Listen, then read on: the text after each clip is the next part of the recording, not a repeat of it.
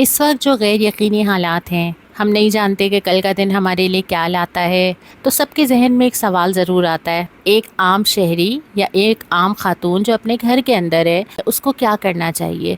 کچھ چیزیں ایسی ہیں جو ہم کر سکتے ہیں اور وہ ہمیں کرنی بھی چاہیے، بغیر پریشان ہوئے، بغیر پینک ہوئے۔ حالات سے باخبر رہنا بہت ضروری ہے، لیکن ان حالات میں ہر 3 منٹ کے بعد تو کوئی بریکنگ نیوز نہیں آتی۔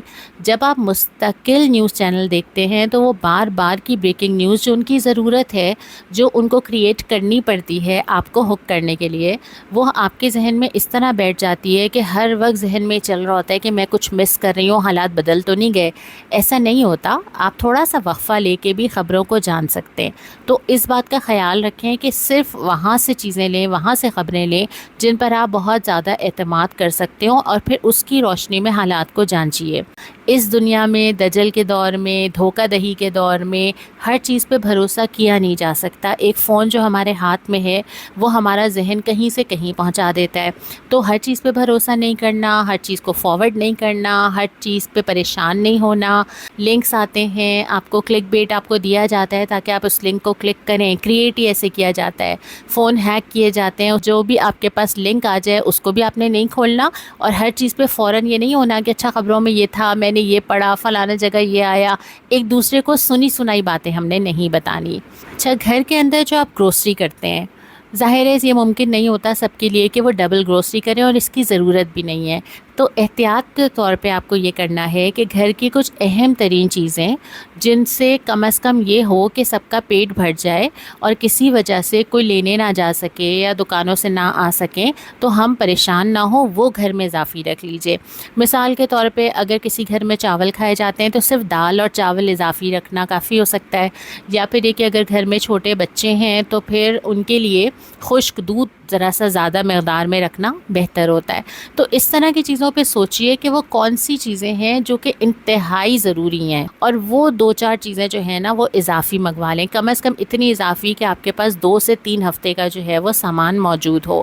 اچھا، ضروری ادویات گھر میں ہونی چاہیے، میڈیکیٹڈ کاٹن ہے، بینڈیجز ہیں، پھر زخموں پہ لگانے کے لیے اگر کوئی دوائی ہے یا پاؤڈر جو آتے ہیں، اس طرح کی چیزیں ہیں، پین کلرز ہیں، بخار کی دوائی ہے، جو فرسٹ ایڈ کی میڈیسنز ہوتی ہیں وہ چیک کر لیجئے گھر کے اندر، اور اگر وہ نہیں ہے تو ضرور منگوا لیجئے۔ اور اگر آپ کوئی ایسے پیشنٹ ہیں جن کی میڈیسنز بھی بہت ضروری ہیں تو اپنی میڈیسنز اضافی منگوا کے رکھیں، کم از کم 2 سے 3 ہفتے کی میڈیسنز آپ کے پاس ہونی چاہیے۔ اچھا، ایک اور کام آپ نے یہ کرنا ہے کہ ہمیں ایک دوسرے کے نمبرز یاد نہیں ہوتے۔ ہمیں تو لگتا ہے کہ بس ہم نے ہاتھ ہی لگانا ہے اور نمبر ڈائل ہو جائے گا، لیکن اپنے ذہن میں تصور کیجئے کہ اگر آپ کا فون نہیں چل رہا اور آپ نے کسی کو کال کرنی ہے تو کن کن لوگوں کے نمبرز آپ کے پاس ہونے چاہیے۔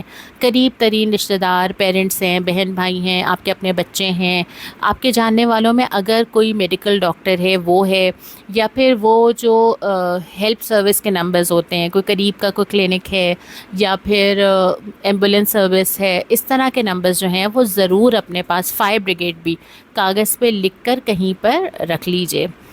اپنے فون کی لوکیشن کو بند رکھنے کی عادت ڈالیں جب تک ضروری نہ ہو، سوائے اس کے کہ آپ نے اپنے کسی گھر والے کو لائیو لوکیشن بھیجی ہوئی ہے یا کوئی ایسی وجہ ہے، آپ نے کوئی رائڈ بک کروائی ہوئی ہے۔ عام طور پہ عادت ڈالیں کہ آپ کا فون جو ہے وہ ٹریس نہ ہو سکے اور اس کی لوکیشن جو ہے وہ بند ہو۔ قرآن کا مطالعہ آپ نے بہت دفعہ کیا ہے، لیکن ہر طرح کے حالات میں وہ مختلف انداز میں سمجھ آتا ہے، تو اب قرآن کا مطالعہ دوبارہ کیجئے، خاص طور پہ ان صورتوں کا جس میں نبی کریم صلی اللہ علیہ وسلم جنگی حالات کا شکار تھے۔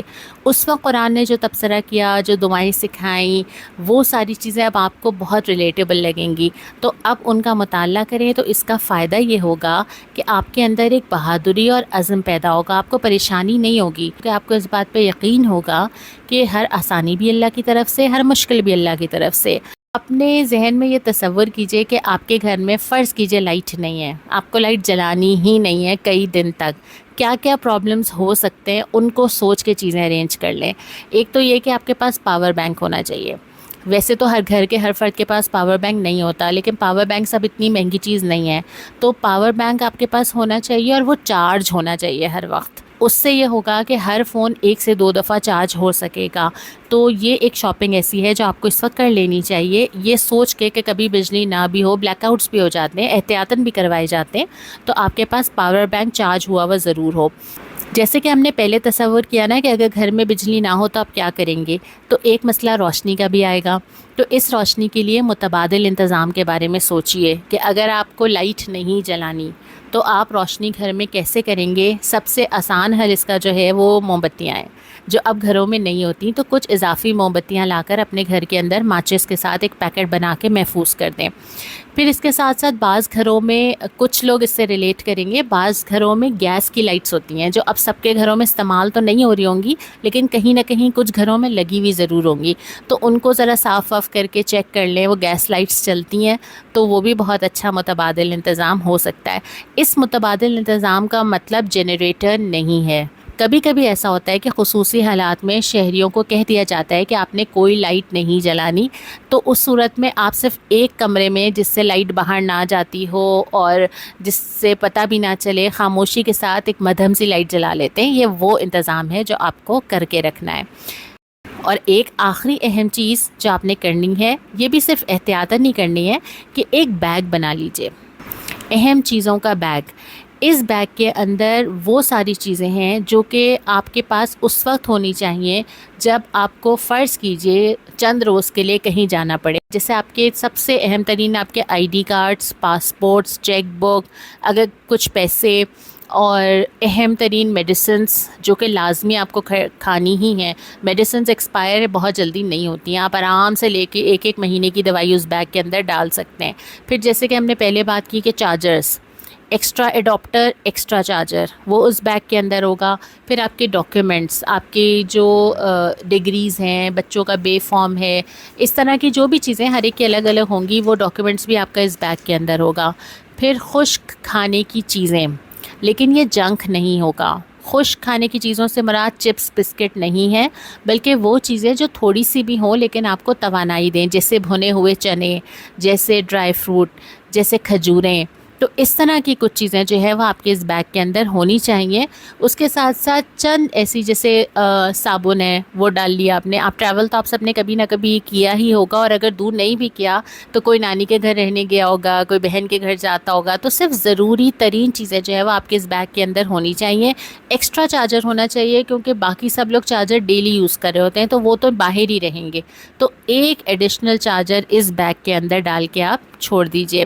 پھر آپ خود ہی سوچتے چلے جائیں گے تو آپ کو وہ چیزیں سمجھ آتی چلی جائیں گی جو اس بیگ کے اندر آپ نے ڈالنی ہے۔ جیسے ایک ٹارچ ڈالی جا سکتی ہے، اور دعاؤں کی کوئی کتاب ڈالی جا سکتی ہے۔ تو اپنا ایک چھوٹا سا بیگ بنا کے ایک سائڈ پہ رکھ دیں، بس بغیر پریشان ہوئے، تاکہ آپ کو یہ تسلی ہو کہ کبھی بھی کوئی ایسی ہنگامی سچویشن بالفرض ہو بھی جاتی ہے تو آپ اس کے لیے پریپیئر ہے۔ اور سب سے ضروری کام جو آپ نے کرنا ہے وہ دعائیں کرنی ہے۔ دعا جو ہے نا وہ تقدیر بھی بدل دیتی ہے، دعا دشمن کو بھی لوٹا دیتی ہے۔ تو جو دعائیں اب آپ کے سامنے آ رہی ہیں، 4-5 دعائیں، یہ خاص وہ ہیں جو کہ اس طرح کے حالات کے لیے ہیں۔ اس میں استغفار بھی شامل ہے، کیونکہ نبی کریم صلی اللہ علیہ وسلم نے بہت تاکید فرمائی ہے استغفار کی، جب بھی کوئی ایسے حالات اور آزمائی سامنے ہوں۔ یہ دعائیں آپ اسکرین شاٹ لے کے سیو کر سکتے ہیں۔ یہ ساری دعائیں صبح شام پڑھیں، فارورڈ کریں، لوگوں کو بھیجیں، یہ ویڈیو بھی بھیجیں اور یہ دعائیں بھی بھیجیں۔ تو بس ہم دعائیں ہی پڑھ کے اپنی بات کو یہاں پہ مکمل کرتے ہیں۔ اے ہمارے رب، ہمارے گناہ بخش دے، ہمارے کام میں ہم سے ہونے والی زیادتیوں سے درگزر فرما، ہمیں اپنی راہ میں ثابت قدم رکھ اور ہمیں کافروں پر غلبہ عطا فرما۔ اے اللہ، ہم تجھ کو ان کے سامنے کرتے ہیں اور تیرے ذریعے ان کی شرارتوں یا برائیوں سے پناہ مانگتے ہیں۔ اے اللہ، ہمارے کمزور پہلوؤں پر پردہ ڈالیے اور خطرات سے محفوظ رکھیے۔ اے اللہ، اے کتاب کے نازل کرنے والے، اے جلد حساب لینے والے، اے اللہ، دشمن کی فوجوں کو شکست دے۔ اے اللہ، انہیں شکست دے اور انہیں جھنجھوڑ دے۔ اے اللہ، تو ہی میرا بازو اور میرا مددگار ہے، تیری مدد سے ہی میں تدبیر کرتا ہوں، تیری مدد کے ساتھ ہی میں دشمن کا استحصال کرتا ہوں اور تیری ہی مدد کے ساتھ لڑتا ہوں۔ آمین ثم آمین یا رب العالمین۔